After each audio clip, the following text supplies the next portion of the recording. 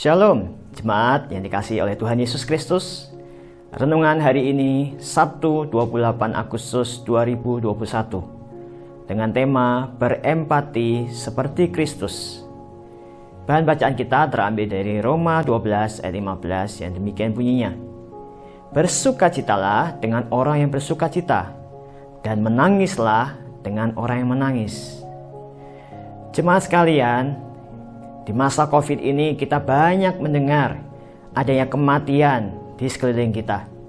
Orang-orang yang sebelumnya begitu sehat, tetapi karena terpapar oleh COVID, mereka seketika dipanggil Tuhan. Sehingga nampaknya duka cita itu ada di mana-mana, bahkan menghampiri orang-orang yang ada di dekat kita. Suka dan duka sebenarnya adalah bagian dinamika dari kehidupan manusia di dunia ini. Kita bersuka cita ketika ada hal baik terjadi dalam hidup kita. Ketika kita mengalami pertolongan Tuhan, sebaliknya kita berduka cita ketika kita mengalami kesedihan. Termasuk ketika kita ditinggalkan oleh orang yang kita kasihi. Ketika ada orang yang meninggal dan hal itu diberitakan di grup WhatsApp kita, maka umumnya orang-orang akan mengucapkan turut berduka cita atau turut bersimpati terdalam. Namun di dalam kenyataannya sungguh tidak mudah untuk memiliki simpati terhadap kesedihan orang lain. Simpati yang kita sampaikan lebih karena memang kita bersikap toleransi terhadap duka cita yang mereka alami. Namun nasihat Rasul Paulus kepada jemaat di Roma ini lebih daripada sekedar simpati. Ketika ia berkata bahwa bersukacitalah dengan orang yang bersukacita, dan menangislah dengan orang yang menangis. Ini adalah sebuah wujud yang dinamakan empati.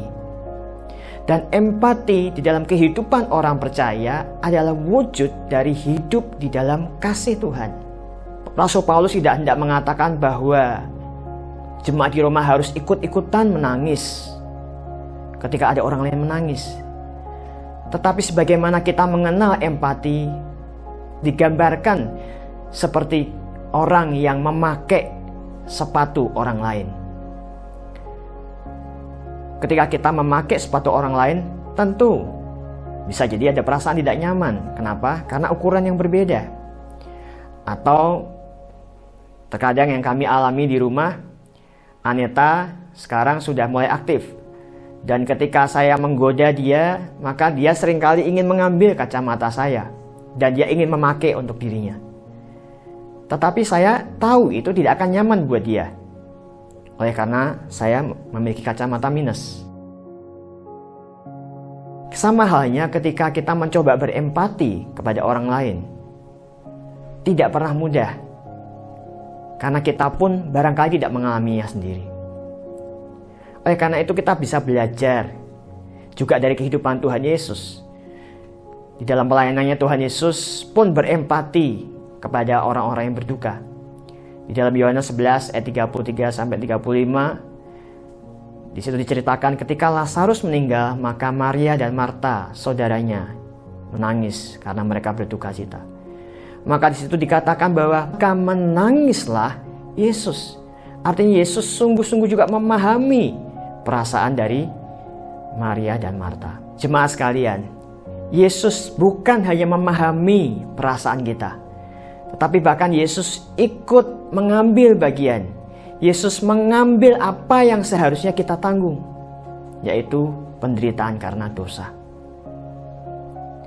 Di dalam Ibrani 4 ayat 15 dikatakan, sebab imam besar yang kita punya bukanlah imam besar yang tidak dapat turut merasakan kelemahan-kelemahan kita. Sebaliknya, sama dengan kita, ia telah dicobai, hanya tidak berbuat dosa. Beban apa yang sedang kita alami hari-hari ini? Duka cita apa yang sedang kita alami? Ingat, Yesus adalah imam besar. Dia bukan hanya bersimpati, tetapi dia berempati. Bahkan dia turut mengambil, menanggung semua penderitaan kita, duka cita kita.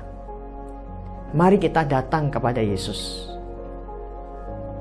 Ia sudah menanggung semua kesedihan kita. Ia turut merasakan kelemahan, kesedihan kita. Mari kita belajar dari Yesus Dan mari kita belajar berempati seperti Kristus. Amin.